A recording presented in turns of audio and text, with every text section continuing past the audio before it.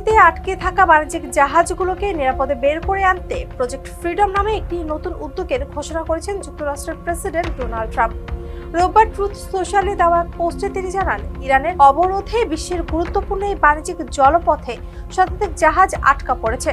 অথচ বিশ্বের প্রায় 1/5 তেল গ্যাস এই প্রণালী দিয়ে পরিবহন করা হয়, ফলে এর প্রভাব পড়েছে বৈশ্বিক জ্বালানি সরবরাহেও। ট্রাম্প বলেন, যুক্তরাষ্ট্রের নৌবাহিনী সরাসরি পাহারা দিয়ে সব জাহাজকে নিরাপদে হরমুজ প্রণালী পার হতে সহায়তা করবে। জীবন অবাক না করলে কে করবে? 28% মিল্ক ফ্যাটের অবাক করার সাথে ফ্রেশ মিল্ক পাউডার। জীবন অবাক করুক প্রতিদিন।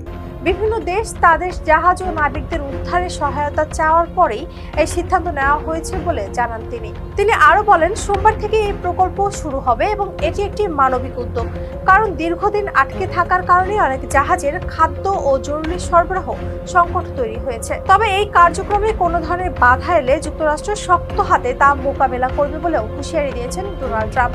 বিশ্লেষকদের মতে এই পদক্ষেপ হরমুজে চলমান উত্তেজনার মাঝে আন্তর্জাতিক বাণিজ্য সচল রাখতে গুরুত্বপূর্ণ ভূমিকা রাখবে। এতক্ষণ সাথে ছিলাম আমি শম্পা আক্তার। ফেস দ্য পিপলের সাথে থাকার জন্য ধন্যবাদ।